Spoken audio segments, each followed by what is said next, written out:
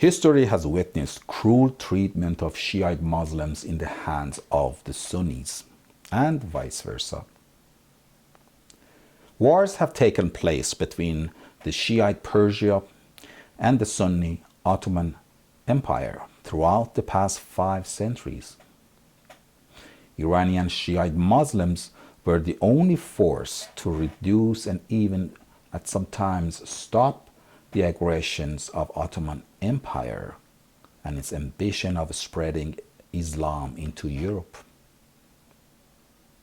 Many experts in international studies and political science admit that if it weren't for the Persians or Iranians, Europe would have been massacred by the Turks of Ottoman Empire.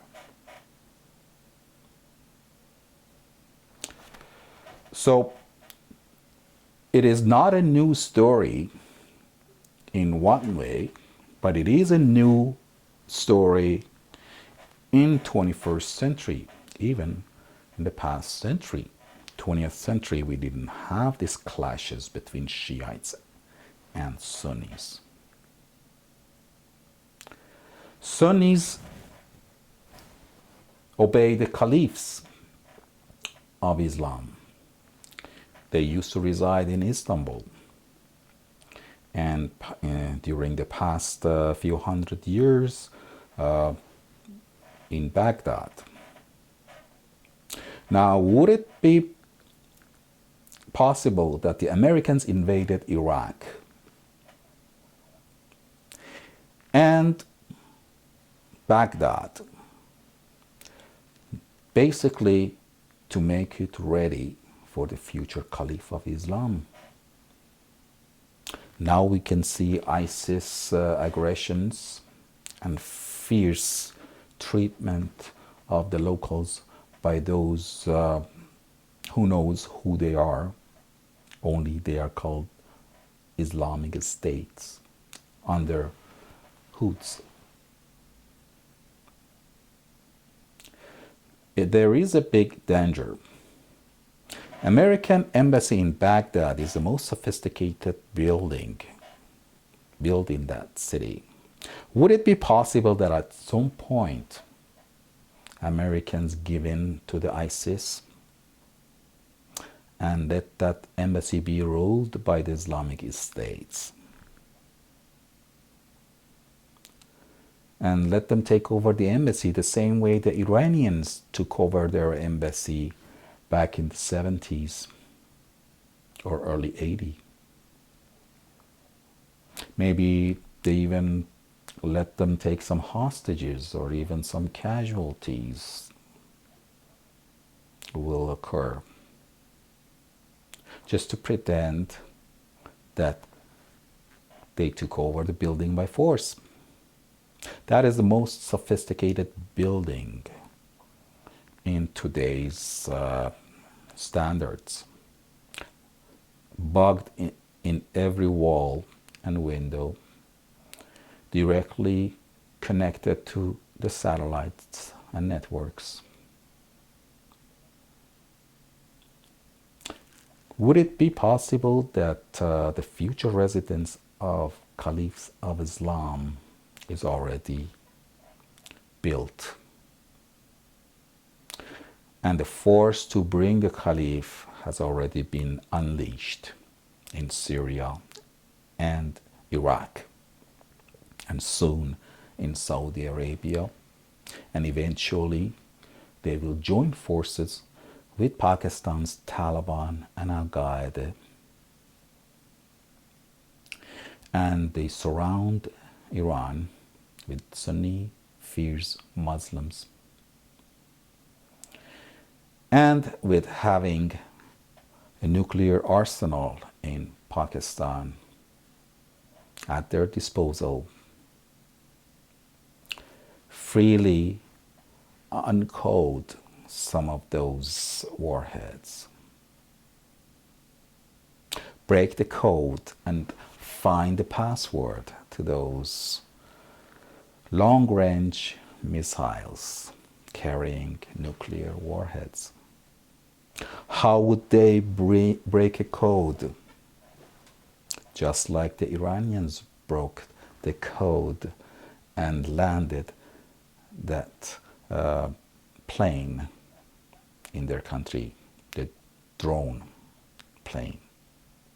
So the Iranians' mouth will be shut if they complain that how in the hell did you let a bunch of nomads coming from nowhere break the codes of those warheads and the missiles? The answer would be clear. Just the way you did it and landed that American drone. If Iranians want to ask how on earth would American give in to some Islamic fundamentalists and let them take over their embassy in Baghdad, the answer is clear. Just like you did it in Tehran in 1980 or 81 and took hostages. There recently been even a British lady crossing the Lut Desert in the center of Iran with a motorcycle, taking samples, taking pictures, ostensibly for her own interest.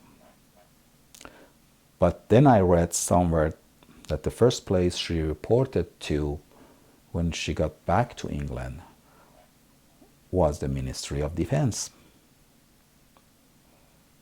and BBC and then the public. Now, why would a British woman cross the whole Lut Desert?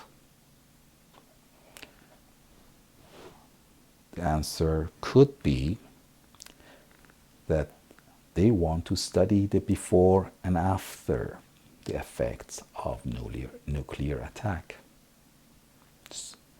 It could be very clear that the geologists want to make a study later on. All these things are happening very subtle, sometimes under table movements and deals is happening.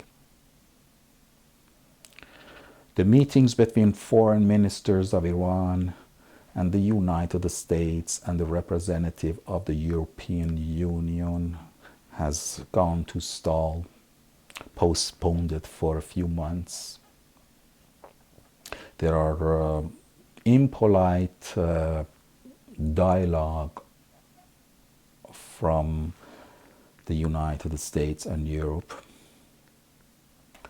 Whether on purpose or by accident, the Taliban and their cousins Al-Qaeda and ISIS have been even more organized, and they are geared towards a union of Sunni Islamic State as a major superpower in Asia. Yes, the Taliban are making a comeback alongside ISIS. They are mobilized, organized, and armed to their teeth with the state-of-the-art weaponry. The Taliban of Pakistan and their cousins Al-Qaeda and ISIS have gained even more power recently. And they make friends with the inner circle of the atomic energy of Pakistan.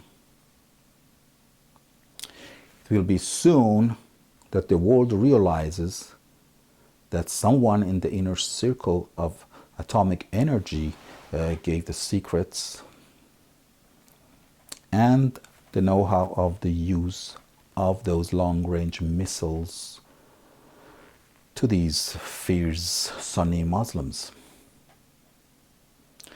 And I wouldn't be surprised if they give them some nuclear warheads.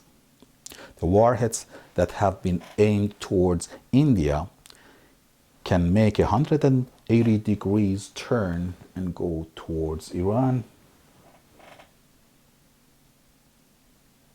The whole scenario looks like it's going that way.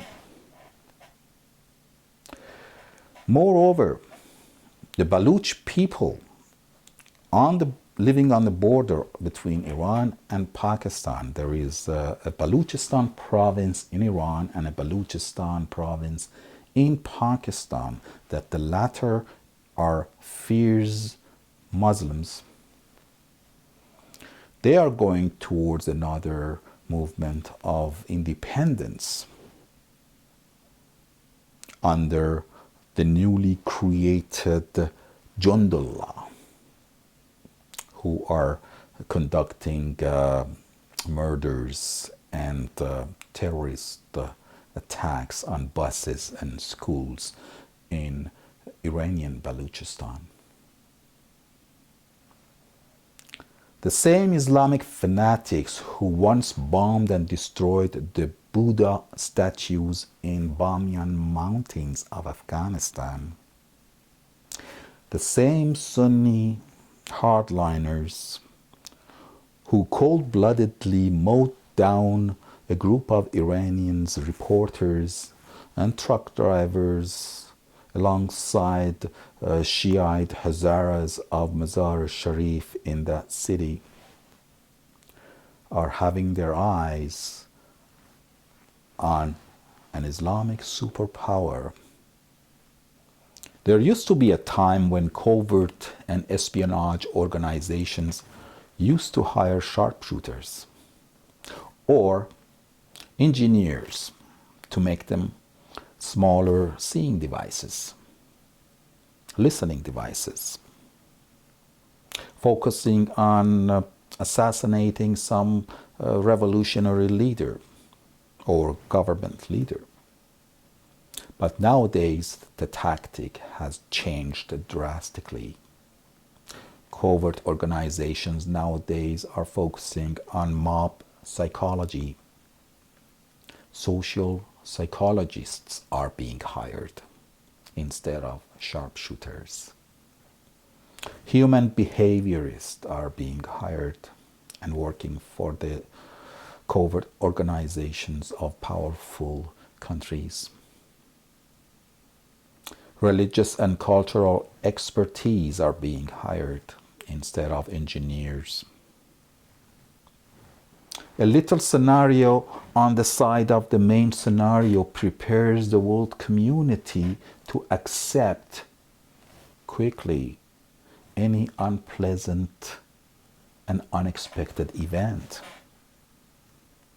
and get on with their lives without feeling much guilt under the complex plan of dehumanization of Iranian people, like dressed in unpleasant looking material, men with unshaved facial hair, women wrapped in dark colored veils or chadors, and those Islamic dresses.